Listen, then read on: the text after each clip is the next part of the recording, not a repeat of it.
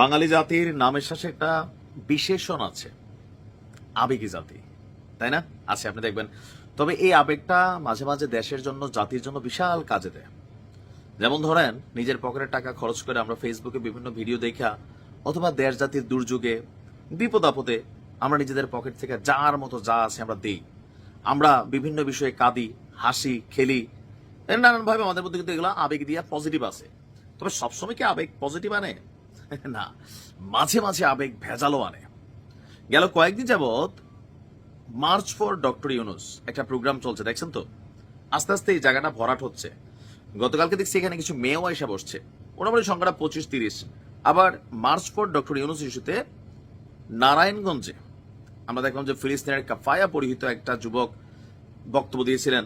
শুনতে ভালো লাগছে, কিন্তু প্রেক্ষাপটটা অন্যরকম। তাদের বক্তব্য, না ভাই নির্বাচন দরকার নেই, নির্বাচনের সিদ্ধান্ত নেবে তারা কারা, যারা জুলাই আগস্ট করছে। তো জুলাই আগস্ট কারা করছে? এনসিপি।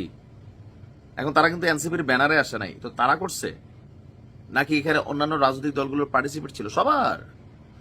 সবার শেখ হাসিনা বারবার চিল্লায় বলতেছিল, দেখো এই ছাত্র আন্দোলন কিচ্ছু না, এটা সরকার পতনের আন্দোলন। তখন আমরা হাসছি, এই মহিলা আসলে কি যে বলে উনি।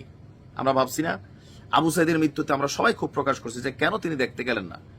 তিনার কাছে তথ্য ছিল যে আন্দোলনের মুভমেন্টটা ছিল সরকার পতনের আন্দোলন। সর্বোচ্চ চেষ্টা করছে, যত চেষ্টা করছে তত বিপদ বাড়ছেই, কমে নাই। কমে নাই। এখন শেখ হাসিনার পতনের পর যত দিন যাচ্ছে, তখন আমরা রাজনৈতিক দলগুলোর বক্তব্য শুনা, বিপিন উৎসব সবার বক্তব্য শুনা বুঝি যে শেখ হাসিনার পরিকল্পনা বা তিনি যেগুলো বলতেছিলেন এগুলো সঠিকই। এখন এই যে কৃতিত্ব নিয়ে চলছে একটা খেলা। আবার এই যে বলা হচ্ছে যে এই আন্দোলন করে এক দলকে সরাই আরেক দলকে বসাইতে আনি নাই। ভাই, আপনি বসাবেন কিভাবে? এটা নির্বাচন তো হবে। এখন এমনি বৈশা গেছে আসিফরা, কিন্তু একটা রাজনৈতিক দল তারা বসতে গেলে নির্বাচনের মাধ্যমে বসতে হবে, রাইট? ওকে। এখন কিছু কিছু মানুষ আছে তারা চাচ্ছে না এই মুহূর্তে নির্বাচন হোক। তারা কারা? আপনার ফেসবুকে আপনি ঢুকেন, এই ইভেন্টগুলোতে যারা যারা সহমত প্রকাশ করছেন, একমত প্রকাশ করছেন, মার্চ ফর ডক্টর ইউনুস ইস্যুতে যারা সহমত দিচ্ছেন, তারা মনে করছেন ভাই এখন দেশের সংস্কার দরকার। আগে সংস্কার হবে, বিচার হবে, তারপর ডক্টর মোহাম্মদ ইউনুসকে আমরা যদি 5 বছর পরে মন চায় আমরা সরাবো, নাহলে সরাবো না, এরকম বলছে কিন্তু তারা। এই যে গ্রুপটা বা এই যে আবেগী একটা গোষ্ঠী আছে, তাদের আবেগকে আমরা রেসপেক্ট করি, তাদের জন্য একটা হতাশাজনক খবর। আবার কেউ কেউ এদেরকে তেলবাজ বলতেছেন, কেউ কেউ বলতেছেন যে ইউনুস ক্ষমতায় থাকলে এদের স্বার্থ আছে।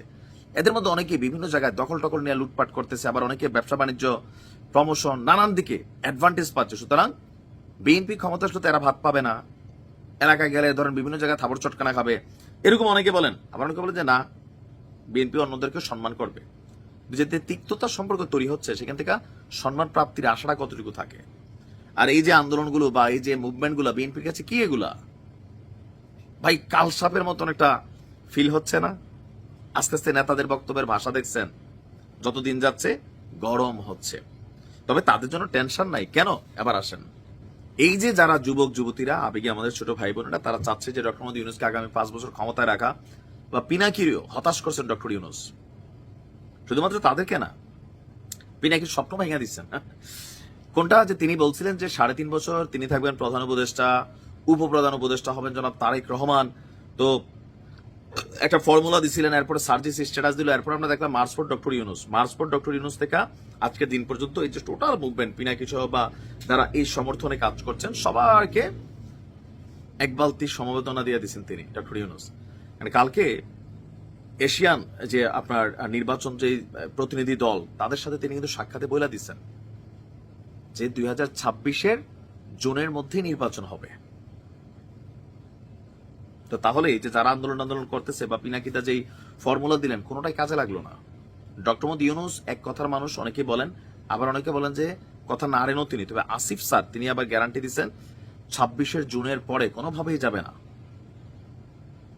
তাহলে পিনাকিদা সহ যারা এই পরিকল্পনা করছেন বা স্বপ্ন দেখছেন, আবার অনেকে আবেগেও সিদ্ধান্ত নিচ্ছেন, আবার কেউ যুক্তি দিয়েও সিদ্ধান্ত নিচ্ছেন, তো তাদের সবার জন্য আসলে হতাশার খবর। সকলের মন ভেঙে দিচ্ছেন ডক্টর ইউনুস। ভালো থাকুন।